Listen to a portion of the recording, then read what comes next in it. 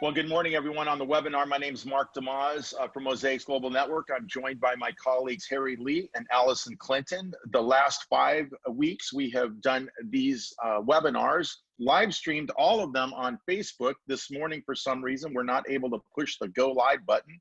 So at the moment, it's just y'all on us with the webinar, but we are recording this for later viewing. And all the weeks we've done, everything from our conversation with Dr. John Perkins, to church planting in the midst of a pandemic, to anti-Asian racism.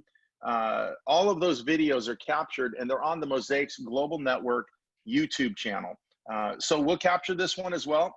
Harry is working on the Facebook live stream, see if we can't get that up. But in the meantime, we certainly want to be attentive to those of you joining with us on the webinar. So thanks so much for being with us today. As you know, we're talking about and what I'm excited about in this conversation is talking to actual real life on the ground pastors. You know, I really do appreciate the efforts of some who have tried to help us as pastors navigate this crisis from wherever they sit. But typically they sit outside the church. In other words, maybe they once were pastors, or maybe they're consultants or coaches or academicians, but and all that's well and good. And I know their heart is in the right place and they certainly want to do something, and they have, but there's something different and a different level that you get to when you're actually interacting with real life pastors, so to speak, who are doing it right now on the ground and navigating the challenges, trying to overcome the obstacles of leading people through a pandemic. And I'm joined by my good friends this morning, Kyllonen, Noemi Chavez, and Naeem Fazal. Great leaders, great friends of mine. Y'all, thank you so much for being with us on the call today. And I want to start right away. Again, we've had technical difficulties with Facebook. We won't let that get us down in the moment. But I want to start with you, Noemi, and go around and just give us a little sense about who you are and your church, and then we'll go over to Tommy and Naeem. Yeah, for sure. So my husband and I pastor a church, a multi-site church in the greater Los Angeles area. We've been pastoring for a little over 12 years. And we've been serving the body of Christ. We serve a multi-ethnic church, multi-generational, and we've seen the value of the partnerships and the influence in our city as we work and collaborate with great organizations that are doing work in the kingdom. So, hey, I'm excited to be here. Awesome. Great to have you. Tommy, how about you? Yeah, Tommy, Urban D. Kyllonen from down in Tampa, Florida. And I've been at Crossover Church, believe it or not, 24 years. Can't believe it's been that long. 24 years. You don't even look 24 years old. Thank you, man. Thank you, man. It's, it's the quarantine beard. Yeah, I was a youth pastor first 6 years and then became the lead pastor 18 years ago. Got pushed into it actually at the same time, still being an artist and traveling. I was signed to a label. And we just started doing some really creative stuff, out of the box stuff. I think the biggest asset we had was freedom to try new things. And the church really began to grow from 40 people when I first took over to well over 1,000 people that are part of our church. And it's multi-ethnic, multi-generational, and multi-class. We have people that come from, all spectrums of the city. And so it's really been amazing, and do a lot of outreach stuff. And it's urban ministry. It's not always easy, but it's been super rewarding. Yeah, that's great. And 24 years. And how long have you actually been the senior pastor at Crossover? So out of those 24 years, 18 years. And okay, I got to give props to my wife too. So we've been married 24 years. She's been by my side, ride or die with me the whole time. Oh, that's awesome. And Noemi, you and Josh planted your church, right? Yep. We got to get Noemi muted. Unmute your mic. There we go. Yeah, we have been pastoring for over 13 years, but then in Long Beach, the last over 12 years, and then the multi-site in the last 2 years. Yeah, that's great. Now, Naeem's dropped off. I think that's on our end. Harry, you've got a slide up, but if you could, Naeem is joined as an attendee. If you could let him in the room real quick, we'll hear from him. And while we're waiting to get Naeem on the line, there he is, right there. Good, Naeem. Sorry about that. I think in our efforts to fix the Facebook problem, somehow you may have been bumped off. But it's good to have you. Thanks so much for joining us. Tell us about you and your ministry, Naeem. Oh, yeah. So I'm in the Charlotte, North Carolina area. I've been doing Mosaic Church, planted it about 13 years ago. And yes, we are a very diverse group of people. We've got 2 locations. We started a new one last year, 2 years ago. And yeah, it's been pretty exciting to lead a diverse community in the South, especially for my background, which is Middle Eastern. So yeah, it's been quite the challenge, but it's been really, truly rewarding. So I'm grateful to be part of this conversation and to finally get in here, because I don't know if I was going to make the cut. You know, none of us before this pandemic, or most of us, were not technologically savvy like this. We relied on others, right, in our churches to help us, and we're all having to learn again today. If you're just joining us on the webinar, we've had some issue with Zoom allowing us to put it onto Facebook. Harry's working on that right now, but we appreciate those of you who are with us. Alan Scott, Carl Helter, so good to have you. Gary Grogan, my friend, Karen Young, Kent Mariachi, Oasis Ministry is with us, as well as Woodson Walker. So those of you who are with us and that will watch this later know that Tommy, Naeem, and Noemi are all typical speakers for Mosaics. We've been partnering through the Mosaics Global Network for well over a decade. Good friends of mine, great leaders. And that's really why I wanted to bring them to your attention and to this call today, because again, these are pastors on the ground dealing with this. And let's just jump in. Tommy, I want to start with you. Talk to us briefly about where your ministry was. Take us back, if you would, to say February or so, and where you were. Was the church going well? What was going on? And then, of course, into the crisis and how you've been trying to navigate that in the moment. Yeah, we were in a good place, a lot of good momentum.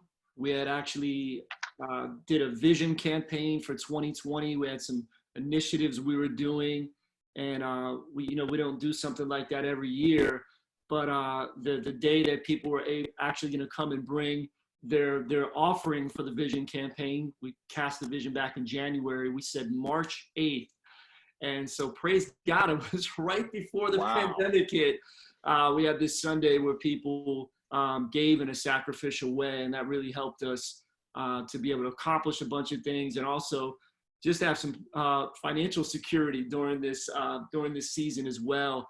But I think for all of us, it was super disappointing because Easter was coming up, and for us, we had our big annual Love Our City week. We were going to do 200 community service projects with 2,000 volunteers. And that was going to be the first week of April leading up to Easter Sunday. And we had sponsors lined up. We were doing a big press conference, and all these government officials and city officials and big companies were coming to this special breakfast. And there was this big art festival that I helped put together, the Uptown Mural Festival, that was like right before it. It was amazing stuff. And Easter Sunday, we had all this stuff planned that was going to be incredible. Like a lot of us all did. And we were excited. The week after, we had Montel Jordan come in. He was going to do a marriage conference. And so we just had this amazing schedule lined up. It was going to be busy. And we were like, as you looked at it, we're like, man, I'm tired already thinking about that. But, we're going to run on adrenaline. And then God pressed that reset button. And all of us had to sit our butts down. So that was, it was really disappointing. And I think the first week or two, I think all of us were just dealing with like, dang, we're not going to probably be able to have Easter in person. This is crazy. What are we going to do? And then, of course, we're watching the news and the doomsday predictions. And I think we were all worried for our people losing their jobs, for our church, for just what's going to happen. Are people going to get sick? And so there was a lot of really unknowns that I think for all of us, it was the first couple of weeks, it was a little stressful. And of course, we were trying to lean on God, but there was just so many uncertainties and things were changing by the hour, literally, with the news and different state of emergencies and lockdowns and all these different things and rumors of what might happen.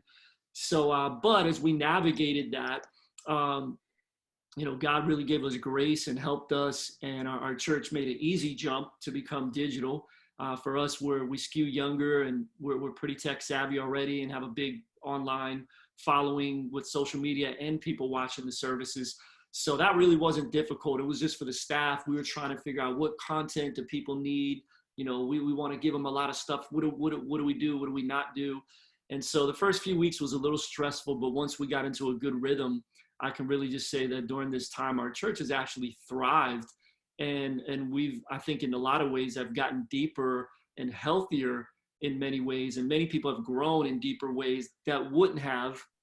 People are involved in small groups virtually and all kinds of things, and serving at some of the, things that we're doing with small groups that they weren't even doing that before. So there's been a lot of really good indicators, although it's been very inconvenient.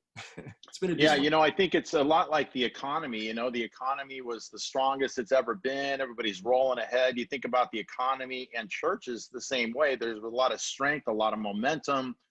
Turning the corner, 2020, there's something about turning a decade and all the plans, like you said. I think like the economy, many churches were rolling along. Things were strong. They're learning, they're growing, they're excited about what's next. And then of course that not only the physical and difficult, the physical in terms of health issues stay at home, but then the emotions, right? And navigating the emotions of both individuals and of course we who are pastors. Noemi, what about you? Where were you, and what's it been like so far going through this over the past 8 weeks or so? For us, it was definitely a huge pivot, coming from a church that, although we have unique worship experiences in each and every one of our campuses, we didn't have a massive social media presence. It was just, I would say, the minimal. And we were building this team in the last year. So that pivot was huge for us. We're glad that people on our team stepped up, and we've been able to see that part of our church grow, and in order to serve our community better. But that was definitely a challenge initially, and it was a little bit nerve-wracking at first. But to see the people stepping up and saying, oh, I know how to do this, I know how to edit, I know how to film, like, I'm going to help, I'm going to step in. It was definitely a gift. One thing that I think we were asking ourselves was, because we made such huge changes in how we did church in the last 2 years, that was probably the one thing we were ready for, which is we moved from being a church and building focused worship experience to strengthening life groups and discipling leaders. And that's actually my actual job title. I'm the life group pastor. So bringing in new life group leaders and raising up new leaders to help us shepherd the church. And so I think that one of the questions that we're even asking ourselves now is, what did we give energy to before that now moving forward has no value? And I think a lot of leaders need to ask themselves that and be honest, because that way you could move into the future, not return to life as it was. And we know that the way we do church is definitely changing. Like, we've been stretched. And so once you've been stretched, you can never go back to your original size. And we're like, okay, we're ready for the future. It's not going to look the same. Obviously, we do want to get back to our church, but we're not anticipating that this is going to happen anytime in the next week or 2 or 3 weeks. We're prepared for as long as it takes. And so now we're really mobilizing more leaders and doing a lot of what some of my co-labor pastor friends here are doing, which is moving our new believers class and our growth track to being something that's virtual, to get people into community and get people into a space where they're being seen and loved by the church family. Yeah, it's really refreshing. And I think pastors listening to this call will take heart, because you're describing a church that wasn't quite there technologically. You'd begun to take some steps. I've heard that this crisis has revealed many holes in the church. It's not like everything was great and all of a sudden we were hit with a crisis. It's actually revealing where we were, and in many ways out of step with what is coming and ahead. And it's forcing us, what might have taken 3 to 10 years is taking 3 to 10 months for the church to jerk its way forward. So Tommy, obviously, very young, very tech savvy, the music industry, etc. It's great for people. And so that was already in place in many ways, but it's great for pastors. And I know that's an encouragement to others that, hey, some of us weren't quite there, but in this time we were making steps, and now we've even made more. And that's super encouraging. You don't have to be perfect, pastors. Nobody is in this, right? We're all Yeah, trying to nobody learn. is. And it's definitely not allowing yourself to get so overwhelmed. I mean, initially everybody was overwhelmed in different ways, right? Mm. But not allowing yourself to feel like I'm going to quit now. Like, we're not that church. We can't keep up with that. We can't do it. It's really now observing what are the things that we were doing that were taking up our energy that are not going to grow God's church or grow people or disciple better. And I have a friend, Pastor Julian Lowe here in LA. He said something the other day. He said something, we're talking, and he says, this whole pandemic has become almost like a radiation. Radiation kills both good cells and bad cells, but after the treatment's over, only the good cells continue to grow. And so we want the things that are supposed to grow, and the things that we could now eliminate and kill, like, let's do it. Like, let's not be afraid to say that's not going to work anymore. We could move into the future. Let's get rid of that program. It really wasn't providing life. It wasn't really building people. It really wasn't missional to our church. So it's not easy, but it's a great fresh start. Yeah, well, that's a great analogy. And I want to return to that, the idea of what goes away, what stays, and why. Later on, somebody has said that, you know, and nobody knows this statistically, but 1/3 of churches are going to come through this thriving. 1/3 of churches are going to be kind of where they were. And 1/3 of churches are going to be in big trouble in terms of coming through. I don't know if that's statistically true, but all of us listening, of course, want to be those growing churches. We're joined by Jimmy Calhoun, Jason and Andy. Greg Wigfield, my good friend out in Virginia. Good to have you with us today, as well as Aboy Tella. We're glad to have every one of you. Thanks for putting up. We've had Facebook issues for some reason this morning. Haven't had it in the past. That's why you don't see Harry. I think he's trying to work on a tech or a gig fix in some way. He's a PhD electrical engineer, by the way, who is the senior pastor of our church. So if anybody can maybe fix it, he will. But again, these videos will be edited and then posted to the Mosaic Global Network YouTube channel. Naeem, let's get you in here. Prior to this crisis, and how has your church been navigating it through the past 8 weeks? Yeah, so we had just launched our one of our biggest campaigns, you know, building projects campaign to double our size. And yeah, the week I had kicked off the campaign, started talking about it, and then week 2 we did not meet. So I think, yeah. So so the good thing is that this has allowed, you know, with all the economic ups and downs, it allowed us to change the conversation on how much now things are worth. And so that's really benefited us. It's been great to see even our people still giving to the campaign, even though it didn't formally start. Like, you know, with Tommy, I mean, you got the campaign, you got the the commitments, and then it stopped. For us, we had just started the conversation. So it's been really great though, because we were launching a preschool. We were doubling in size. I mean, there's a lot of projects that we were going to do. What has been great though, for us at least, is that we do have people who are tech savvy. I would say we do reach a very diverse group of people. So we have campuses. We have a campus in the city, and then a little bit out of the city. All kinds of people, but they are tech savvy. So that's been a benefit to us financially. We've been able to capitalize on that. So that's been really, really great on our, just a blessing. But from day one, the first conversation, the first week I had, I was texting pastors, and going, are we meeting? Are we meeting? Should we cancel? Should we cancel? And then I just stopped and I thought, what am I doing? I'm focusing on meeting together. And I just felt God say, you need to mobilize the church, not meet as a church. And I was like, yes. So we just started doing that. The conversation started with, to the church, hey guys, we're going to mobilize. I mean, he started with the staff and I said, hey, we're not going to focus on meeting. We're going to be focused on mobilizing. These are the conversations we're going to have. That's where we need to get our people focused on that. Because if they're all like, no, you should meet. We should do this. We should this. No. It's never been about that. It's about mobilizing. So that's been really helpful to us. And just a little bit more in the first conversation was our staff. So I kind of got everybody together. And, obviously I haven't been through this at all. But I know a little bit about Enneagrams and a little bit of our personalities. Sometimes in crisis situations, Some people thrive in those, and they don't last that long, but they thrive initially. You know? And I'm one of those, you know. So I went through a Gulf War, and so been in like really crazy situations.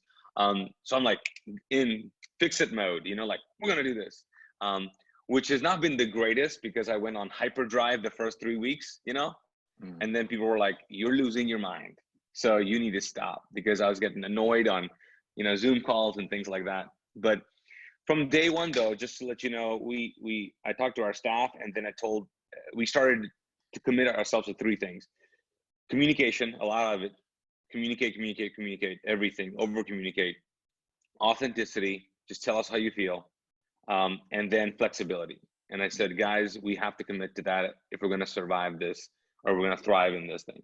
And so it's really been helping us shape our conversation for our staff. People have started crying on Zoom calls, you know, and real stuff happening. Like, hey, be authentic, over communicate, and just be flexible. Don't say no. Just say, okay, help me. And then because as churches, as our staff learn new roles, some people are like, yeah, I love a challenge. And some are like, I can't do this. So allowing ourselves to be committed to certain things has really helped us a little bit, you know. But the same frustrations that most of us are feeling, we're feeling too. Yeah, and that's a really important point. It's one of the reasons we wanted to do this call with you all today. And for pastors listening right now or watching later, you know, we want you to know you're not alone. Like what you're experiencing is common to all of us. There's ups and downs over the past 8 weeks, and the emotional energy, like Naeem's talking about in the first few weeks, and getting away from content to connection. I love what you said, where the idea wasn't so much about meeting, but mobilization. These are things that are good for the church. And Noemi, you talked about that earlier. So obviously, most of us listening, we are experiencing very similar things in our churches, unique. I wanted to set that context, though, to really have a conversation about really going back to what you said, Noemi, and energy and what stays and what goes. And let's start that conversation by thinking about this, that the church things have been revealed about the church in this moment. It could have been about structures, like you just said, Naeem, about mobilization versus meeting. What's really important? I know, Tommy, your church, very active in the community engagement. That was already there. It's ramped up. That will remain. But where do you think, let's start with, where do you think the general average church, whether collectively or locally, was prior to this? And what's coming next? What are we going to keep out of this? What are we learning as a church? What did we need to learn? And what are we learning? And how can we take those lessons forward to be stronger and better as a church at accomplishing our mission as we come out of this in the months to come? So let's just start with you, Tommy.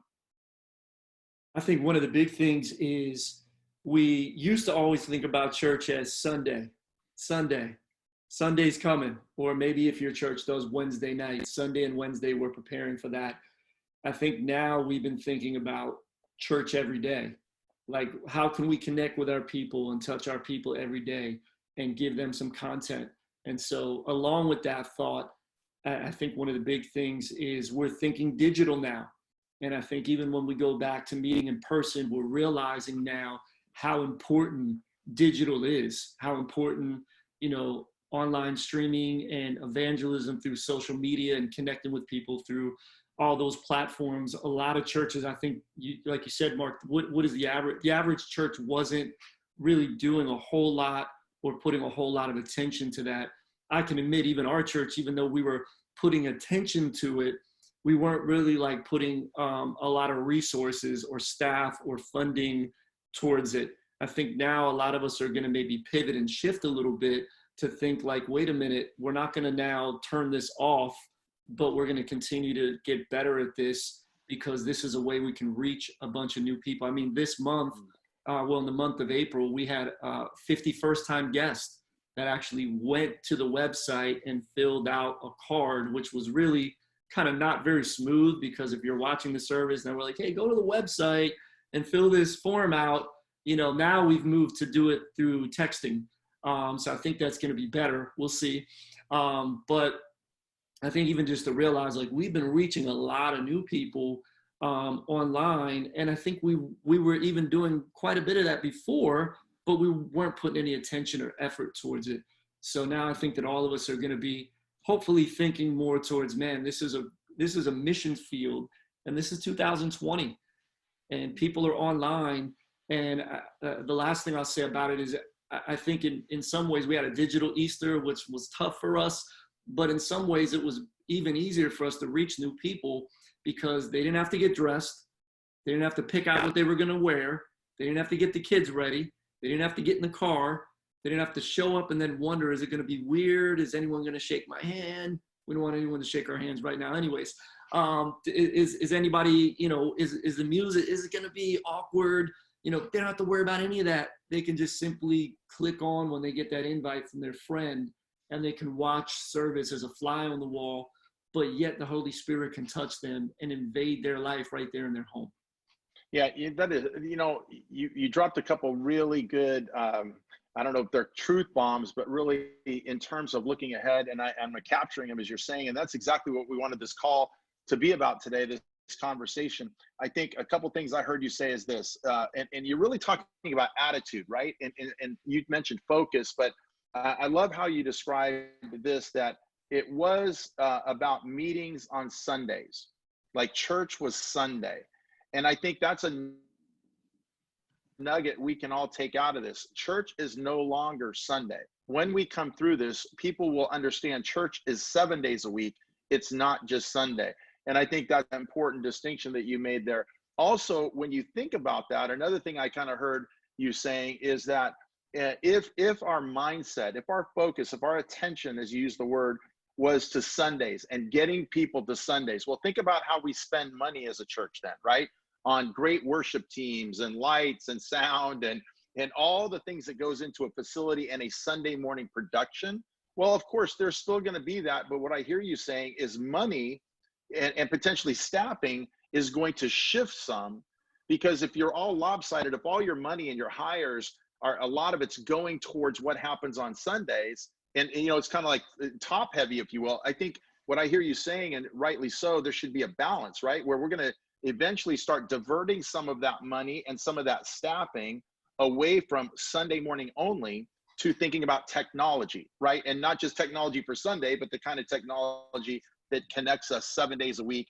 And again, coupled with what Naeem said earlier in terms of moving away from so much, it's about meeting to mobilization. I think those are super important truths. I get you, Noemi and Naeem, I got to shift that in my mind. So Noemi, what would you have to say about that? As you're coming through this, we're talking about, what is the church learning right now? You mentioned energy. What are we putting our energy to, both now and in the future? How would you respond to that question? I think that it's powerful just to see the shift that has taken place, even in some of the smallest churches who have said, we're not afraid. We're going to, as simple or as easy as we can make this, we're going to find a way to connect with not only the people we're leading, but also with, the community and people who will now be impacted through this.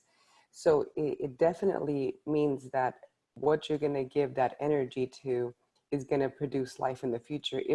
If you are focusing too much on the gathering of people and your building and what your worship experience looks like, you've come to realize that your biggest resource is actually the people you have that you've been leading. Our people are our greatest resource. And so one of the ways we have also been serving our community by providing food and doing things of that nature. But one of the things that we've also focused a lot of our energy on now is helping our life group leaders understand you're shepherding our people, and our people have friends and family members who are going through difficult challenges. The way we can serve them is if you are in community with them, and then we get the news of how we can help and come alongside. So it really is that whole priesthood of all believers, where the church now feels like, because there are people in our church who want to serve and who want to be able to be of assistance to others. And we're like, okay, there are people around you who, if you ask the questions, you're going to figure out what those needs are. And so you come as the church now. And then also, for example, for us, because I also lead the nonprofit Brave that works with girls in foster care. And what we have also done as a church, we pivoted this year. We normally host a conference for girls that are in foster care and probation. This year, what we're doing is we're partnering with Care Portal, and all of our all of our Brave volunteers are now volunteering through Care Portal, which is a great and easy way to get church people to serve and care for the foster care community. And that's been a huge deal for us. It's exciting for us to get the needs sent to us by social workers, and then we get to show up with the packages to the homes of the kids. And so finding creative ways to really empower the church and to understand that at the end of the day, that the mission of the church is not just, like you said, top heavy. It's not just the pastors. It's not just the people who are on staff who are supposed to be reaching out and loving people, really helping people's hearts get ignited so they take some initiative as well. Yeah, I hear you talking there at the end, particularly about partnership. So some of the things that you're sharing, and of course, I know your church and the engagement with Brave and other aspects of partnership in the community is something that is intrinsic to who Revive Church is. And it is to all of our churches, to Mosaic, to Crossroads, Mosaic here in Little Rock. Many churches are not, they don't think like that. Back to Tommy's point, there's this attention to the meeting, there's attention to Sunday, attention to the gathering. And when they use the word community, they're thinking about their own community, right? The church community, not necessarily the community outside the doors. And I think what I hear you saying, as well as I'm trying to capture some of these truths for us as pastors and those listening, is that its community is going to expand, because even churches that weren't engaged with the community, as I've kind of looked, watched online, Facebook, what have you, followed different churches, even they have taken some steps now to engage the community. Could have been, hey, providing masks or putting signs in yards to encourage. So there's this awareness, I think, that has come about for some churches that weren't typically thinking outside their own doors, but there's an awareness that we have got to be and need to be engaged in the community. And I think that is something we're finding. And for many churches that weren't engaged, they're finding, and that'll be something that should be carried forward into the future, along with partnerships, right? Many churches are leery to partner with secular organizations, with other nonprofits, right? Many times there can be a spiritual arrogance with that. There could be just a fear factor, right? If we get involved with, here in town, using it like the Clinton Center, right? Forget politics, there's the Clinton Center. And the Clinton Center has partnered with our mayor, and we've been engaged as one of the delivery systems through our mobile market. But just yesterday, they crossed 250,000 meals for kids in schools. And our mobile market has been a partner with the Clinton Center and the city of Little Rock to be one of the vehicles. We have a city bus, et cetera. But point is, delivering these meals every day of the week to schools out there. And so, again, putting politics aside or fear factor, there was a need to engage in churches and community coming together to partner for the common good. I've always appreciated Gabe Lyon, my friend with Q, talking about advancing the common good. And I think we as a church win, even when we're advancing the common good. It's not only about seeing souls saved. Yes, that's why we do what we do. We want to see souls saved. We want to preach the gospel, so to speak. But preaching the gospel often is hands and feet of Jesus doing the work, Matthew 5:16, right? Letting your light so shine that they're attracted to the God you name, that they're attracted to the God you serve. So I think, again, community and partnership, maybe I'm hopeful we'll be expanding in the definition of pastors now, and again, engaging with others, not from a top-down, positional power, if you will, but just in true partnership, that we can advance the common good. And out of that, we become winsome for the gospel. I see that happening. I hope that happens, and certainly hope that remains for churches that weren't engaged in community or partnerships going forward. Naeem, what about you? You've talked about this as well already. We've talked about content versus connection and moving from meetings to mobilization. But how would you answer that question as you've seen it from your perspective, as you think about what we are learning as a collective church, local churches, and what should remain going forward? Yeah, I would definitely say that the churches who can clearly celebrate all the good that's happening are churches who have partnered with other organizations. I mean, that's the reality of it. So I would highly encourage churches to partner. It's not, in one sense, not a lot of work. It's a lot of faith and trust, which is great to give to people, and you do so much good, and that you can talk about all the things. We've seen that, so I would definitely do that for sure. Push past all the fears for that. I mean, I've got several things that I think that for me, number one, I mean, when we started navigating through this, I realized that I had groups of people that I used to attend on before. So my focus on before was just really people on the outside, people not on the outside, but just our larger city, community, world. And then I realized as we got into this, the people who that I was worried about the most, like I need seats filled, I need that guest, I need that, because the numbers matter to me, I was really focused the person I did not know. Okay. And then I realized that in this epidemic, in this pandemic, I had to really focus on loving the people who were near me first. And so then just got convicted on, like, God, Jesus said, they will know that person you really worry about, that person you spend all the money on and all the lights and camera on, that person will know that you're really of me if you love the people around you well. So I just started going, you know what, I'm going to love our staff really well. I'm going to love the volunteers, our core, like crazy.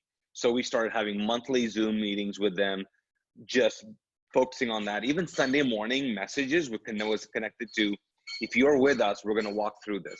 So I have never in my 13 years ever done a series on the book of Lamentations, but I did it, 3 weeks. And I said, we're going to process our pain and discover God's plan in this, kind of thing. So, and we did it. So we changed I changed my whole idea of even stand up, preach from a pulpit. I mean, if you guys have experienced it, it's a talk show thing that we're doing. We do live chat because we want to talk to the people, and we're processing together. So I really felt like as a pastor, I needed to care for the core, because the core is going to help us reach the city. It's not the city that's going to provide care for the core. Does that make sense?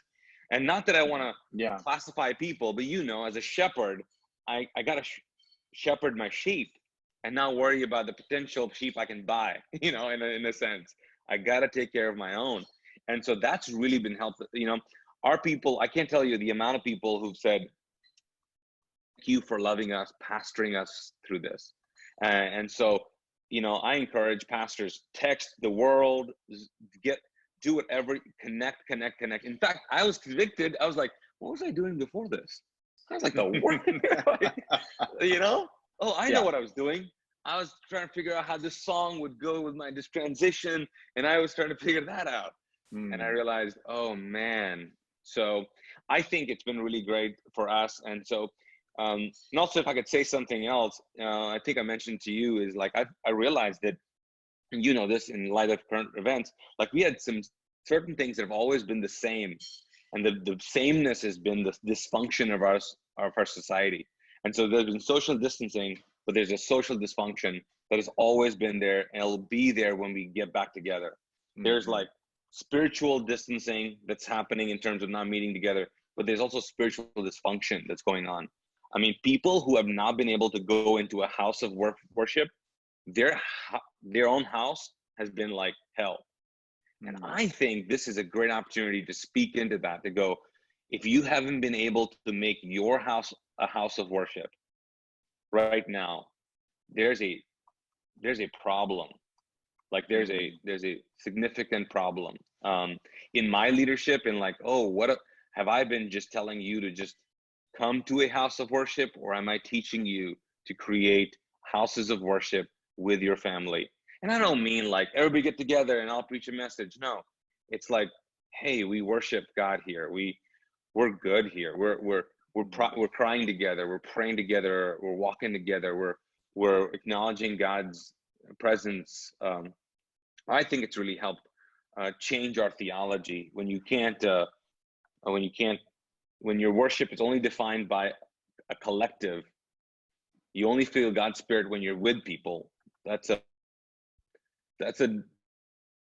dysfunction right there. Yeah. So I know I've said a lot, but no, and you have, yes, you've said a lot of great stuff there. I mean, I love the idea of the play on words of the house of worship versus houses of worship. Of course, this is very New Testament. All of us who pastor and we understand that, but the way you're describing that is so good that it shouldn't be that that we take our children or our families and we go to the church and that's where we meet with other Christians and that's where we find God, and then we come back to our house and we just do the business of life in our house, and God in the house of worship and the business of life is in our house. I love how you described that and then really this goes back to what we said. Church isn't just Sunday, right? It's every day. Mm-hmm. So it's not just every day being the church, but it's every day make our houses of worship, and the distinction between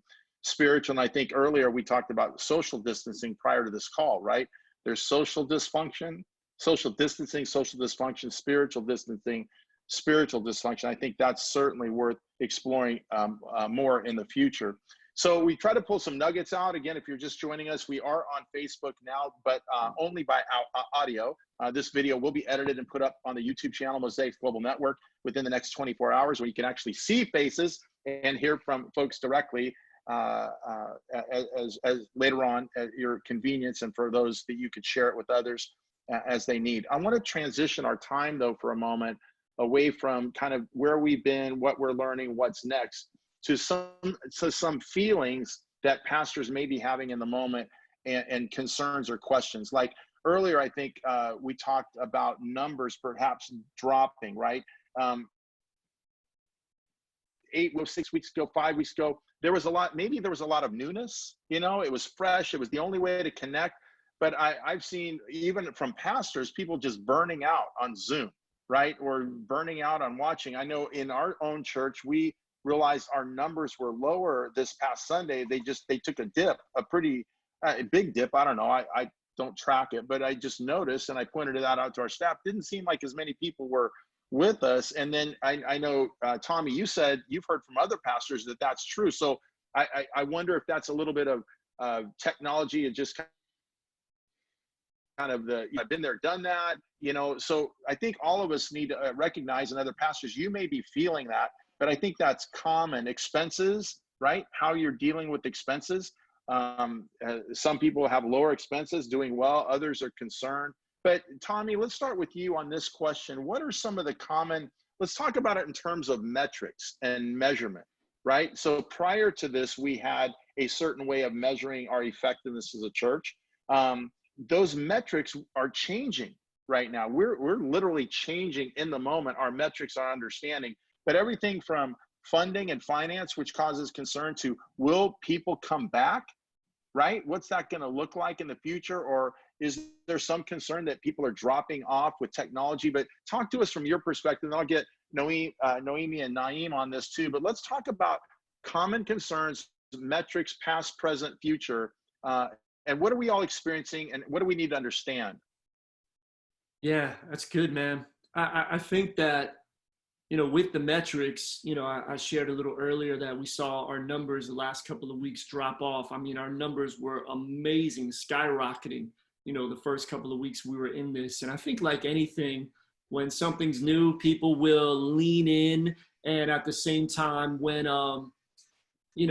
people get settled after a while, I mean, there was a lot of fear in the beginning, and now people have kind of just settled into this quarantine, into the pandemic, and it's kind of become, the norm. And then we also said weather is starting to get a little nicer. A lot of parts of the country, maybe the quarantine's being lifted in certain states, and so people are starting to get outside and go places a little bit more. They're not as locked in. So those are all things. And then I think the other thing is, how do we even measure an online attendance? I mean, there's been a lot of people in the church world talking about, how does that really measure? What does that look like? Because on Facebook, we can have these huge numbers, but if you look in the analytics, a lot of it is just a 3-second view. So there's a 3-second view, there's a 10-second view, there's a 1-minute view. do you count those 3-second views? Do they really count? If someone's just scrolling through and they said, oh, there's Mosaic's Church. Oh, there's Life at Revive. Oh, okay, now I'm on to the next thing. So there's a lot of those things what's a real, does that count as attendance? So the way we've been tracking it is we look at the 1-minute views or more. And then in addition, we look at how much engagement is there? How many people are sharing it? How many comments are there? And we noticed that, quite honest, our engagement is still good, but it's not like it was, the week after, we couldn't meet anymore. We had almost 500 shares. And then this past Sunday, we're like, we only had around 100 shares. So that's why the numbers also went down as well, because people weren't sharing this to their pages and their friends were jumping in, and there was all those things. And then, of course, we've looked at how many people are in virtual small groups, how many people are coming to serve. We do have some serving opportunities with social distancing in place. And then we also looked at, our giving metrics. And it's been interesting, although our attendance was lower the last couple of weeks, our giving was still very consistent. And it's been really surprised. We've been blown away, wow, God. But I mean, what we kind of feel like is our core is still with us. Our core is with us, and they're watching, they're engaged, they're giving. I think it was maybe some of those fringe people, or just those people dropping in, checking things out. Maybe some of that has pulled back a little bit. And the last thing I'll say is, so as we get ready to go back, I mean, we just wonder, like you said, Mark, how many people are just going to get comfortable with watching at home? And so I believe there's 3 groups of people. You have that one group of people, they can't wait till church starts. Pastor, when are we starting church? They're going to run back to church, right? Then you have that second group of people that they weren't coming to your church before, but now they found Jesus again. Maybe they're backslidden, or maybe they found you watching online, or they used to go to your church 5 years ago, but then they just kind of faded out. They're coming back now. They're getting right with God. So you can have that group of people, but then you have that third group of people they're not coming back to church for a long time, because they're just not going to be comfortable to be in any kind of gathering anywhere, not just at church, but this whole pandemic has really traumatized them in some ways. And there's people at all different levels. And I think it depends what city you live in. People have lost people, people have died. And so, there's this fear that some people have, and some of it's very real if they've experienced some things. Some of it maybe is influenced by the stuff that they've continually fed themselves with through the media. But so my bottom line is, we don't know how big each one of those groups is going to be. But I don't think it's going to be like the Sunday after 9/11, where you open your doors and it's packed, because there's just so many different nuances, and we're all trying to figure out what is that going to look like, that new normal, and what kind of things are we going to have to do to safely reopen. And so we're beginning to have a lot of conversations about that. Yeah, you touched on a lot of different points. Yeah, you've touched on a lot of points on that. Real quick, give me 1 second, because what has happened is we have now gone to Facebook Live. So we were able to get that going. Harry, great. That's why if you're watching the webinar, you see me twice, but we are Facebook Live. Talk about sharing. You can go ahead and share that right now. We're going to take this call to 30 minutes after, since it took us a while to get onto Facebook. But again, the entire call has been captured. If you're just joining us on the webinar or on Facebook, we will capture this. The video will be posted at Mosaic's Global Network YouTube page. You touched on a lot of things, measuring likes. We're so into numbers, right? I mean, the first couple of weeks, I heard pastors go, "Oh man, our attendance is up 100%," or and then it's like the stock market. And then 3 weeks later, oh man, we're down. So why are we measuring numbers in the first place, right? It's about life change and connection. My good friend Greg Wigfield from Virginia writes, "For the last 30 days, I've been super concerned about connection. Based on Sunday web watches, we were dying. We changed our focus to engagement with people, and everything has changed. At this time, I refuse to talk about getting back to church. God is changing things in a huge way. We are engaging with our own people, loving and challenging them. Then we have taken all the money we were spending on Sundays, about $20,000 per month, and we're giving that to people in the form of rent relief through our city and through our mayor's office. Greatest concern has been connection. We're really focusing on that." Naeem, that kind of goes along with what you were saying earlier, right? Talk to us about Greg's comments and how they're reshifting money. We talked about priorities, but this idea that connection is what it's about and not the count, right? It's not the count that matters. It's the connection and the advance of the common good and ultimately the gospel through that, right? Yeah, I think if when on Easter, I know, obviously everybody knows pastors, but I was thinking, based on the numbers that everybody was reporting on Easter, I think 10 billion people went to church, more than the population of the world. Everybody was in church based on those numbers. So I think that's pretty hilarious. And so I didn't want to get in that game. Part of it is because that's one of the things I've got myself into. And if this pandemic can solve that for me, that would be great, to make sure that me as a pastor, my identity is not wrapped into empty seats and a number, which is ridiculous. But it's reality. It's true. I love the idea of like making sure that, yeah, people focus on connection. And from day one, we didn't start a COVID fund. We told our people, our budget, church budget, is now the COVID fund. So what do you want to do? So that allowed us, number one, to not have people give to certain parts of our budget, just give to us, and we're committed to that. And so early communication, as a pastor, to our core givers was key. We just told people, this is what we're going to do with the money. Okay, we are cutting down this. We shave like 12 to 15% of our budget.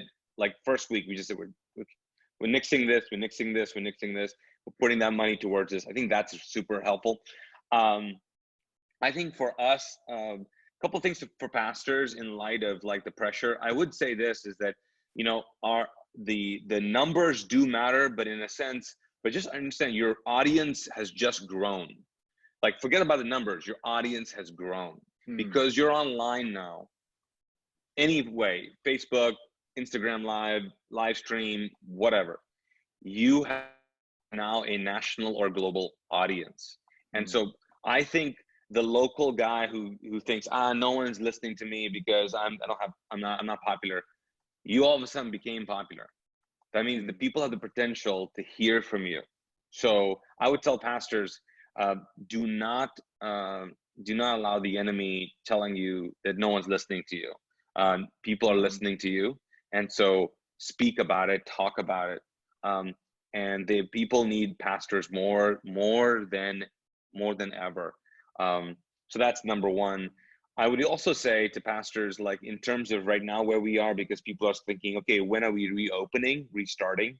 I would just say, because I've felt this, fear rushes people. Fear pushes, fear rushes, fear jerks, fear kind of just goes, and God doesn't do that. Or fear paralyzes you. So if you feel rushed as a pastor to make a call, you don't have to. No one's going to go to hell because you didn't open up the church, And if they think they are, that's another problem that they got. But don't feel rushed. Number one, do not feel rushed to make a decision, because allow wisdom, And the other is in terms of who's going to come back. Who's going to come back? Are we going to go up and down? Same thing happened to us. Our numbers were sky high. And then I started noticing, hold on, people are just doing what they always did. They're just not in the seats, but they're doing what they always did. Yeah. Why is this like shocking me? I'm like, what's going on with me? This is what they always do. So now I know what's going to happen. I know it's going to happen this summer. I mean, that people are going to watch less and give less. I mean, it would be foolish of me not to predict that, So, because I'm doing the same things that I'm doing. I mean, there's a, oh my gosh, and then I get back into my habits. So, but I will just say this, and maybe I'm just saying this for myself, but the idea of losing people, this pandemic has showed me who the gracious people are in our church, in our community. Who are the ones who you really want on your team? Who are actually going to move this forward. And right now, what's really great is that if I know people who have left Mosaic, I know that. There's got to be. It'd be foolish for me to think people have not left Mosaic. People leave churches every week. People have left Mosaic. And I'm like, it's okay right now because I don't see an empty chair. You know, it's actually pretty great. Like, this is the way you want to lose people, and this is the way you want to gain people. But the reality is, don't worry about that, because you want gracious people, because gracious people are very generous. And I think, again, if you build the people you have, you're going to reach the masses. Just know you are reaching the masses already, but the masses are watching you lead your poor. That's what they're really doing. I mean, when Jesus said, people will know that you're my disciples, whether you love each other, it was a principle. It was like this is how this is how I wired up humanity. People look at the way you love people, and they judge how you will treat them. Yeah. You know, this really hallmark of the multi-ethnic church, healthy, multi-ethnic, economically diverse churches. It's not about size, it's about influence. And the greater your diversity, and what I hear you saying, the greater your reach, the greater your influence. And that's what the metric is, right? Remember, Jesus, the disciples came up to him and said, hey, you know, we weren't able to cast this demon out. And then Jesus came and did it. And they're like, what's the deal? And he said, this kind only comes out through prayer and fasting. And healthy, multi-ethnic, economically diverse churches are very different kinds of churches, if you will. I wasn't a very good biology student, but I remember there were different kinds, right? Genuses in terms of flowers and trees. And our types of churches, the churches that Tommy and Naeem and Noemi are leading, are very different kinds of churches. We encourage everyone listening to plant, grow, and develop these kinds of churches. And we don't measure our success by size. We measure it by influence. And the greater your diversity, and in this case, the greater your reach, the greater influence. So metrics are changing. Noemi, I want to bring you into this, and then I want to come back to something that Naeem said. But in terms of this discussion, what do you want to add to this when you're thinking about metrics and how we're understanding effectiveness in this moment? Yeah, I think that one of the questions that we're asking ourselves as a team is, how do we measure the engagement, right, of our congregation, when in the past it's easy for us as pastors to measure it by, you know, the butts and seats, because we maybe thought that the engagement meant you came to church, you're engaged, you're present here, but it's far more than that. And so even moving forward, if the butts and seats are not as high when we return, what we want to see is the engagement of people in life groups and people in community. And so what we're excited to do right now is to continue, even in our time whenever we're on Sundays, is we always bring it back to community. It's not just about watching the video today. Like, I don't care where you are in the world, we will connect you to a life group. We will connect you into a space with people who are willing to walk with you in this journey. How amazing would it be if all the churches in our nation really brought people into spaces where they get to know the body of Christ before they experience like a corporate worship experience where they're present. And so the engagement for us, we're measuring that not just by what we expect to see once we go back into our buildings, but more so by the growth that's taking place even in the church as a whole. There are people who are having these realizations, like, I was going to church, like I needed to be far more engaged in the work of the kingdom than I have been. And not only are they grateful for what's taking place on the web, but they're also now saying, how can I serve? How can I be a part? How can I engage? And so if, as a pastor, I'm waiting to get them engaged until I could get them into the building, then I'm wasting precious time. And so there are ways to do that, right? One of the questions that I saw somebody ask is, how have these roles shifted, and what has now the job description become? Well, it's definitely shifted and it's changed. For me, I lead life groups in my church, and we would do like 3 semesters, and then people could basically choose the curriculum they wanted to and go on. What am I doing right now is I'm writing weekly curriculum for both Spanish and English church. Because there are people who cannot afford to buy curriculum every single few weeks. And we want to keep people in community. So we've made it simple, and we've asked them to go deeper into Sunday sermon. And so I publish those on our website every single week. And I'm like sending videos to our life group leaders and saying, guys, you are our shepherds, you are helping us. And it's really empowering the church, empowering the body of believers so that they feel and understand the value that they bring to the kingdom and to the story of salvation of those who are now engaging life groups who were never before in community. I mean, we've been saying, get in community, get in community, get in community. And there are people who never did it, who are just like the people who kind of check out the Sunday service for a few minutes and leave. I'll come back to it later. I'll watch it on Monday. And so they feel okay with doing that. And that's fine until they get sick of it. And they're like, I need more than this. I need to engage kingdom. I need to be in community. I need the emotional, the spiritual support. And so we're not going to measure. There are people who might not come back to church on Sunday regular. And we have actually come to the conclusion as a team that we're okay with that. We're okay with that because what we want to see is the engagement grow of community.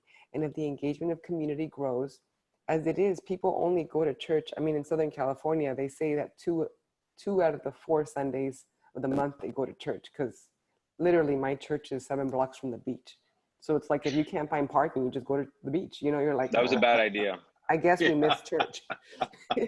So, you know, it just means that we are willing to accept the fact that things are not going to be the same, and that it's not going to be like this feel-good experience of like a packed house, because that's what we really want to see again.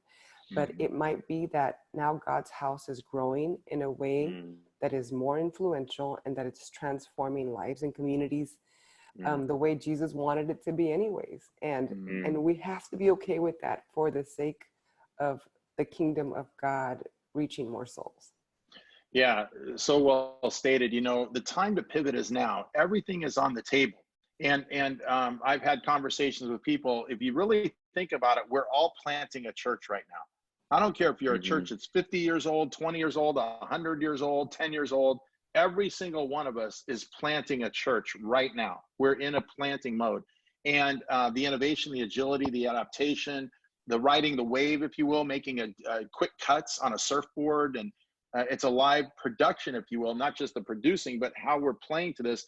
And in a sense, we're all planting a church. And I think that's a good mindset. I hear you talking about that. And earlier, Naeem, you said the idea that, I think it was you or Tommy, that some people can't to come back. Tommy, I think that was you, right? Some people can't wait to come back, or they weren't coming before. They're not coming back for a long time out of fear.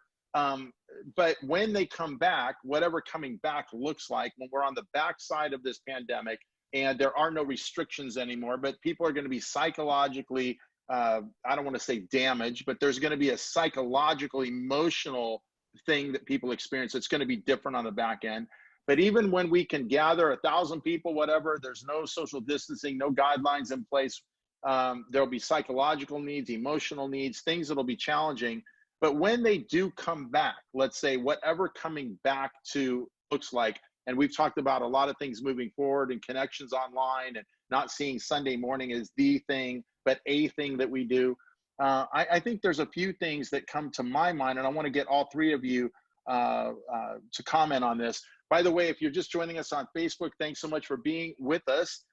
And those of you still on the webinar, we're going to go another 15 minutes or so. I really want to cover 2 more areas. And the first is this: when people come back, what are they coming back to? And I think there'll be some structural change. The second thing, of course, is how do we come back?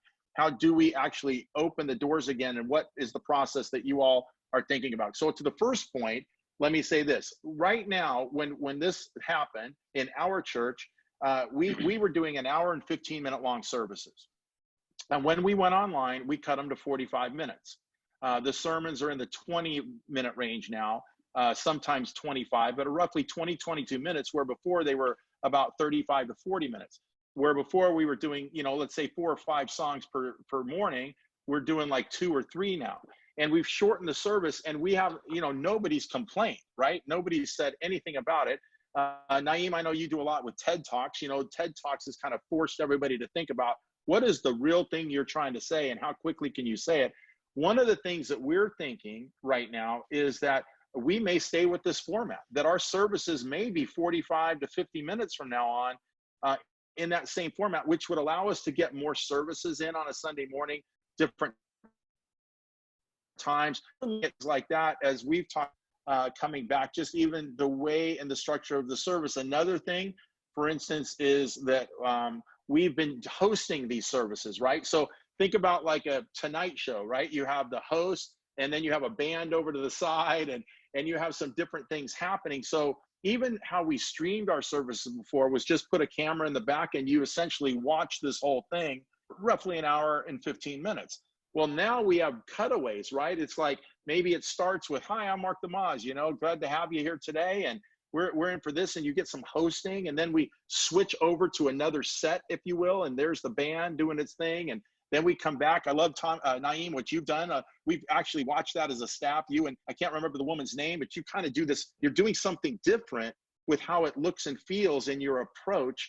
We've loved that. So I think whether it's shorter sermons and services, whether it's some structural change, how we're going to engage online, I'll just say one other thing. We're not going to go with a camera in the back of the room and just watch the whole thing. We're going to have a side studio, if you will, where again, there can be hosting. Like think about the offering, for instance, when an offering plate is being passed, you cut away from your live stream into your studio and say, hey, right now, you know, our offering's going around. And because of green screen, people can actually see the offering going around, but they're engaging with somebody personally versus just watching the whole thing take place. So I don't mean to talk a lot, but these are some of the things that we have been thinking about when people come back, what some of the structural shifts we might make to the Sunday morning service or how that feels. So let's get you, Tommy, talk to us about that, what you're thinking, then we'll get Noemi and Naeem to speak to that as well. Yeah, Mark, you're right on point, thinking exactly like we should be thinking. And so we've done the same thing. You know, we're a multi-ethnic church, and we can get in the spirit a little bit sometimes. And our worship experience was a good hour and 20 minutes to sometimes our last service would sometimes be even an hour and 30 minutes because, you know, there's not another service after it. And, you know, you already preached it once, so you might add another illustration or it goes a little longer, you know. But we, the first couple weeks when we did online, just totally online, we were still operating like that in the length. And when we started looking at the watch times, we were just like, oh, wait a minute. Because the difference was when people come to your church and they're physically in the room, they're not going to leave. I mean, a few knuckleheads might get up during the sermon. You know, you always have a few of those, especially in urban ministry. Person that's sitting in the second row right up front. Anyways, no, that's for another webinar. Let it go, bro. Let it go. Problems. Hashtag urban church problems. So, but, you know, even though they're in the room, that doesn't mean they're engaged. They might get on their phone. They might daydream, of course, but then they can re-engage at other points. But now we're in a whole different world where people can and will leave the room. And we watch those numbers throughout the service, the live numbers, right? We watch them go up and down like a roller coaster. And so we just realized, like, man, we got to cut this down and we have to think very differently. Not to sound sacrilegious or anything, but we need to think like a television show. You know, you need to think like, man, we're programming, we got to keep people engaged. That's just a reality that we're in when people are watching online. And so we chopped our service down to under an hour now. We've been around 50, 52 minutes. Mark, we couldn't get down to 45 yet, but we're exactly thinking the same thing of when we go back, we'll probably add a little bit more time, but we might try to stay right at that around an hour mark or so, just to give us more time in between the services, because we're going to have more time to transition now, because there's going to be some additional things that we're going to have to do with sanitation, cleaning the room. We're going to have to spray all the seats with the sanitizer, clean everything up, wipe all the surfaces down. There's going to be some of those extra steps that we just didn't have before. We don't know how long that's going to last for, but we need to think about those things. And I love, Mark, what you said about having the cutaway. So on a practical side, if you're a pastor and you're out there, you might say, well, how do we have that equipment? We were thinking that way back in January. That was one of our things for our vision campaign, to upgrade our online ministry. And we needed to get some new pieces of equipment. So we got this piece called Sling Studio, and Sling Studio is wireless. So instead of us buying a couple additional cameras, which can be thousands of dollars each, right, for our studio, or one for our lobby, if we have hosts out there with microphones, Sling Studio is totally wireless. And so what we've done is we've bought a couple of the latest iPod touches because they have amazing cameras on them, and they're a couple $100, and you can plug into your church Wi-Fi and Bluetooth sync it. And so we have bought a couple of these for like $200 each instead of buying a $5,000 camera. So it's very affordable as well. And so now we can have our people that will film those live hosts in the lobby or back, Mark, before you preach your sermon, you can be back in your office welcoming everyone, or that person that's going to do the offering can do that from another location. Then the other cool thing is the Sling Studio we got has 4 ports. We can have some of our social media team moving around during worship, like through the audience, and getting all these, and our switcher can switch to these cameras at any point. They can be on stage moving around, getting some really cool close-up shots, and there's no wire connected. Before it was always like, well, how are we gonna get the cameraman down the aisle? He's got this long wire. So there's really some cool stuff that you can do. And obviously when you have those live hosts and, so it's not the canned offering or the canned announcements, but it's for that online crowd. It makes it just a lot more personal, and they can feel a lot more connected and a lot more engaged. So those are some of the things that, we're thinking on a practical side with, with video and the length of the service. And, I'm sure we're all going to be experimenting. We don't have it figured out, but we're going to be trying a lot of things and just, trying to be led by the Spirit and see how it's working. Yeah, and don't be afraid to fail. Pastors, if you're listening to this, don't be afraid to fail. Failure is not failure unless you continue to fail at the same thing. But when you fail, you learn something, you're learning, and you move forward to the next thing. So just because you fail in the experimentation that I'm talking about, don't get on the backside of failure and say, oh, we tried it, it didn't work. No, press on and take the lessons you learn out of failure and apply it to the next thing so that you're going to be better, and you keep leaning in. Eventually things work. I love that you said you're using Sling Studio, because literally we just bought that as well. Tommy, I checked at Harry during this call. I said, didn't we just get Sling Studio? And he goes, yes, we got it.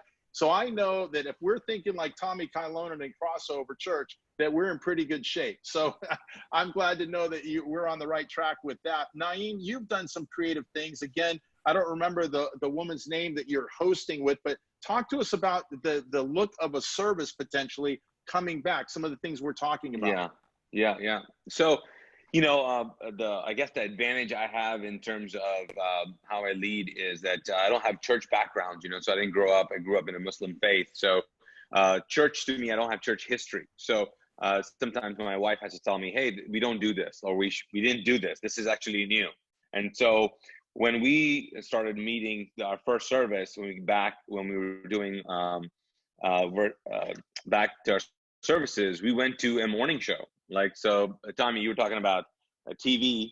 And we didn't even think there was anything wrong with it. That's my thing. I don't even know if there's anything wrong with that. So we do a show called Mosaic in the Mornings. And so we start off and it's like, hey, good morning. It's Mosaic in the Morning. Thanks for tuning in. So I've got a co-host. She's going to be live chatting with you. We do 2 live services. And she said, so if you're wherever you are in the world, say hi. And then Kristen and I talked a little bit. She's actually a campus pastor for our Metro campus. So it's really great to have her there as well. So we should chat, we catch up. It's like really a talk show. So it's like, so what's going on with your family? Yada, yada, yada. She talks about stuff. We do all kinds of, there's all kinds of fun things that take place. And then we started doing some good news. We stole some good news or borrowed it, or from, what's the name? John? Is it John? Is it John? Yeah. But some good news. And we talk about all the good stuff. So that's that. We brag on people, brag on what's going on, all that kind of stuff. And then I go into, hey, this week we're talking about this, and jump into it. So we've been able to really change the game on this in terms of people go, oh, this is interesting. And we knew that some people, I just didn't want to do another one of those, another person on camera preaching a sermon. So this has allowed us to engage. So in the middle of my talk, I'm like, hey, Kristen, so what are people talking about right now? And she's like, oh, so right now people are going, well, what happened here? And so I can interact with the live audience, and they could be anywhere in the world. So I just shout out, hey, Malaysia, what's up? And yeah, so it just becomes a great conversation. It also allows me to very easily bring in guests. So like a couple of weeks, I just go, hey, we have a special guest on the show today, and it's a therapist. So we had a whole session with a therapist. Then Ashley came on and talked about just outreach stuff that we've been doing and things like that. So, and even in the future, I'm going to keep it going, honestly. I wish I could keep it going, you know, as we go back to where we're normal. But part of our transition is actually we're going to have a live studio audience, which is going to be the next phase of opening up. Because I want to just say this to pastors and people who are trying to get gatherings together. I don't know how to, I just know people don't know how to behave. People are not going to know how to behave. They've been quarantined in so long, they don't know. They really don't, because some people are all about coming together, but then there are people who are interacting with them who are going, I'm not quite sure about that. So just know that everybody is going to have to learn how to, there's going to be a physical dysfunction. Like people are like, can we, I'm not sure, hey. So it's just going to be awkward moments all over when we gather together. So give people grace on that. So I think our services have actually gotten longer. I don't know if it's a good thing, because it's a talk show, you know, and so there's a lot of interaction going on. I mean, I'm never like talking for like, 20 minutes straight. Like it's just not, it's very interactive. But I think coming back, number one, I think that we're going to need more time to relate between services. So I think doing fast services is not going to be an issue. This is just my thoughts here. The other thing is, I think there's going to be a learning process where, in terms of, people are going to be fed up with videos, and when they come together, they don't want the video. It's going to really like do something to them. Like, seriously. So I think initially I'm going to have to do a lot of live stuff. We're all live. It's better to have a live interview going on than hey, let's watch this thing. I think because people are going to be like, they want the human connection, which will allow some churches to actually have some time to invest the money to get the stuff they need to get. I mean, I love this Sling Studio thing. I'm going to look into it, Tommy, for sure. So it gives people. So I think for people who are like, I don't have technology, it's okay. People are going to actually just want you in the room around. So I think when we come back, I'm going to actually simplify some of the things. I'm definitely going to use video to highlight things and all that. It'll be interactive, but I think people are going to do that, and then they're okay with it. But I don't know how people are going to behave. Like, I think we knew how people behaved in church. I don't know. And I think pastors need to know that and be okay with that, and to acknowledge that, and let our people know, hey, it's okay if you don't know how to act right now, because I don't know how to act right now. Yeah. And we're in this together. And then one last thing I would say is like, even coming back, our staff is going to look different. So I just realized, like, there are 2 people on staff right now. They had to move during this quarantine, and they have moved away, but they're still going to be on staff, because I've realized, I really don't need you to be physically here for you to be a part. So it's really been cool to just even people who are going to say, okay, now I can think of you as not staff people who has to show up on a Tuesday morning to have staff meetings. No, you can be multi-site, you can be a different place, still serving, and then once a quarter you come in, and we work like other organizations do. That you bring in a staff person and they're still a part of us. And so anyways, I've said a lot. Well, it's really good. Listen, we've only got 3 or 4 minutes left. I definitely want to get Noemi back in. Let's transition, though, right here, because we're talking about coming back. Our church just sent a letter. You guys have been under strict quarantine, and who knows how long that's going to last. You might tell us, but in Arkansas, we haven't been hit like a lot of states. And on this past Monday, May 4th, our governor said churches can open immediately, and all the safe distancing type stuff. But literally, we were shocked that, number one, he said you can open immediately, and number two, that there was no restriction in terms of the amount of people you could have in your church. Now, each state will be different. You'd have to make sure that 6 feet apart in terms of seating. But if your church could accommodate 1,000 people 6 feet apart, you know, not including family space, you could do it. Now, of course, again, like other states and all. But I found, like, as we turn our final moments to looking ahead to how do we initiate reentry. So that's literally something we were thinking about. I'm sure your staffs have been thinking about, but now we're in it in Arkansas. So our staff decided, we sent a letter on Monday to our church. We said, we are not meeting on Mother's Day, which is coming up Sunday. The live stream's still there, but the parking lot is open. And then we said the next 3 Sundays, we're going to just have up to 50 people in the building. Even though the governor didn't put a number on it, we said it because, like you said, Naeem, there's going to be a lot of practice, if you will. We need some trial and error. We need to, how long will it take to sanitize things and the psyche? And you think about that curve of innovation. There's always those early adopters, people that want to get right there, and then there can be the laggers, right? So we didn't anticipate, oh, one day the doors open and 500 people show up, right? It's going to be, somebody said on our staff, I think it was Harry, that what this is going to be like, and we're approaching it this way, as like a slider on music. Tommy, you'll appreciate that in the studio, right? You're going to slowly slide the fader up, right? So it's not like you're just going to push a button and everybody shows up. It's over weeks and maybe months, your slider is going to fade up. And we took that approach. Now, other churches said, hey, even though the governor said we can open, we're not even thinking about opening until phase 2 in June. But we thought, no, it's probably, we want to get in there, but we want to get in there in a safe way and be leading the curve. So long way to set up our final 5 minutes together. Noemi, let's start with you. As you think about reopening the church, what's 1 or 2 things you've thought about, and what might it look like for you? Yeah, well, our team is definitely not in a rush because we want to be safe. We are shepherding people, and we want people to, we're looking out for their well-being, first of all. We're still kind of toying with some of the ideas, since we're not anywhere near, according to what we're hearing, to getting to even have groups of 25 or 30 or 40 or 50 people. Like, we don't have a clue what that's going to look like. So we're not, we're just having ideation meetings for what could possibly initially be home gatherings, where we have life groups come together in homes and people get to host watch parties at homes.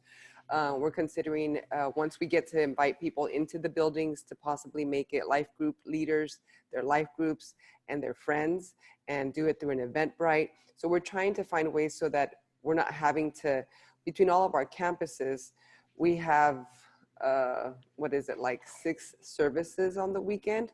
We're not trying to double or triple that in order to accommodate people going into a building, because we're not trying to murder our staff in the process, right? Or our volunteers. So all of these little ideas are kind of coming through and saying, how are we going to best serve the community? How are we going to keep the facilities sanitized? And how are we going to invite people to experience the live piece? We've definitely pivoted to shorter services, anywhere from maybe about 48 to 55 minutes long at the most. And that's been, I think, also helpful for the team as a whole. That's great. Tommy, what about you? And then we'll finish up with Naeem. As you look to think about opening the doors again, what are you all thinking about, and what might it look like for you? Yeah, yeah, Florida has not been hit as bad. Well, at least our part of Florida, South Florida, Miami has, been somewhat of a hot spot, but Tampa hasn't been too bad. We've only really had like 1 person in our church that's been sick, and praise God, she recovered. But, we're not going to be in a rush, but at the same time, we don't want to lag behind either. I'm actually going to be on a Zoom call on Monday morning with some of the largest churches in our city, and we're kind of brainstorming together to see when we're thinking about opening, and we may even try to do that together, so it creates like a statement, so it's not like, there's just 1 or 2 and there's all this stuff, but collectively we can open up in a safe way, and we're all kind of doing similar things. And so, yeah, we're planning on having shorter services and sanitizing everything, and we're going to add a additional service time, an earlier service. So we're going to do 8:30, 10 o'clock, and 11:45. We were doing 10 and 11:45. Our 10 o'clock service was the largest. And so, we want to offset some of those people to the 8:30. The 8:30 will be where all of our volunteers will serve. We're going to take chairs out of our auditorium. So instead of adding chairs and having a whole bunch of empty seats in between people, we think visually it'll look a lot better if we just have the amount of seats in the room that we need to. So if it's 200 seats, we'll spread them out. Here's a group of 3. You have a family of 4, we have 4 seats over here. So it's gonna be like a restaurant. Table for 2, we have 2 right over here. Okay, yeah. 1 right over here. You know, so we're gonna do it like that. And then we're gonna set up our gym as overflow seating in case we have a service where if we have 200 seats set up and that's all we can put in the auditorium, whatever, we don't even know what those numbers are yet, but we won't have to turn people away. We can have them sit, you know, in the gym. So we don't know about kids ministry yet. That's a big question mark. Are we going to be allowed to have kids ministry, and what are the social distancing things? Because, you know, kids climb on top of each other. It's going to be really hard to keep kids away from each other. So there's still a lot of big question marks that we're hoping in the next couple of weeks we'll have some bigger answers to. But we're thinking that it'll probably be later in June or maybe even the first weekend in July when we go back to having full-fledged services. But like you, Mark, we want to do some phases where, you know, we might do an event with all of our volunteers, a prayer meeting and worship, and then maybe we'll do a Wednesday night Bible study just to kind of begin to ramp up and even have almost like a soft opening so we can work through some of the kinks before we open up Sundays. Mm-hmm. Yeah, I think that's really smart. I think, you know, some churches, yeah, I think it's really smart to fade up. And I love that expression that Harry gave us. And whatever that fade up looks like you, I think that's definitely going to be the approach. Naeem, I'll give you the last word on this. Where are we headed as you think about reopening beyond the structure, just the systems of reopening, people thinking about? Yeah, I think I think for pastors out there, I think we have to remember there's a lot of people talking about it, and your context is very unique. So I would not feel rushed or guilty or like I should start sooner. Like, just know that your context is very different. And if if you feel judged by like not making the right call, don't worry about it. Like, that is not the deal. No one is going to care if you started 1 week later than everybody else did or 2 weeks later. It does not matter, because again, you're not starting to meet, you are already meeting. Church is actually happening. So, you know, we're just talking about just me gathering together. It is already happening. Just do that well. For us, it's going to be, I think, like kind of a like fade up, like the approach. So number one, we're going to start with, we've got restrictions pulled on today. So we can meet in groups of 10. So what we're going to do is we're encouraging our people to have watch parties. So before you used to watch by yourself, now invite friends to watch with you. That's stage 1. Then in phase 2, in 2 weeks, we'll have bigger groups. So we'll encourage big watch parties, like big parties. So our campus will be able to just, with that auditorium, we're going to be able to put round tables up and just do a massive just party where people can watch, bring the kids, be distance, be outside, whatever. But the service will start, but it'll be on video, so it's not interrupting anything. So we're not going to have a live worship band, so kids are screaming, bands like not wearing masks. No, we're going to do it, but it's going to be a big house party. I think I'm thinking we have to train our people to behave in a sense, like to know what it means to gather together in large groups. And I'd rather do that outside of a service. Make sense? Because there's nothing worse than having an awkward service. So I think if I phase through that, then when we are back, we can be really back. And when we get back, in a sense, you know, kids programs are a big thing. Like, how are you going to do that? That is a very big thing for us. So I think, like to Tommy's point, you know, we have a tent outside, and we're going to probably do, like, even in a weird way, watch parties on our campus. Like, you come together, hey, on the tent, it's outside, the service is outside, it's streamed outside if you want to be outside. We've got 100 seats over here, we got 100 seats over there, we can do that. But we are phasing now from house parties to watch parties to like I mentioned before, a live studio audience. And here's what I mean by that. Basically, it'll be we have 100 spots or whatever spots, and you have to sign up for a spot. And if you don't sign up, you're not in. And then we're also going to tell our people, hey, listen, church physical doors are not open. We are open. Because again, people don't know how to behave, and random people are going to walk in. And the worst that you want is of someone coming in, you don't know, everybody's already awkward, everybody's already super sensitive, like we're back. And then one person gets up there and prophesies something doom, something craziness.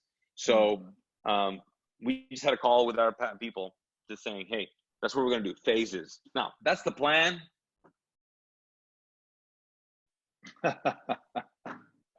Yeah. Things might change tomorrow. Well, I was going to, and in closing, and I appreciate that. One thing I appreciate about all three of you is your humility.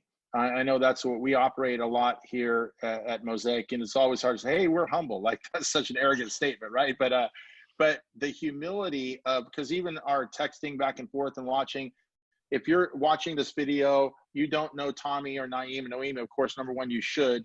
But secondly, I just want to say this. I appreciate all your humility. All of us have said, hey, we're learning and we're making plans, we're leading, but we may fail at things. We're going to learn, we're going to adapt. I hope that if you're a pastor watching and listening to this, you understand that you don't have to be the expert. You don't have to have all the answers, but you do have to lead, and you have to lead with humility. And I think we have wonderful models of that in the folks we've had today. I'm Mark DeMaz with the Mosaic Global Network. You've been listening today to Naeem Fazal, Noemi Chavez, as well as my good friend, Tommy Kyllonen, pastors in the trenches, leading through pandemic. What's new, what's now, what's next? We've been talking about that. And to the point, we all look forward. I think we're going to get a chance one way or another. I think we're going to get a chance at a second Easter this year. I think there will be a resurrection service at some point.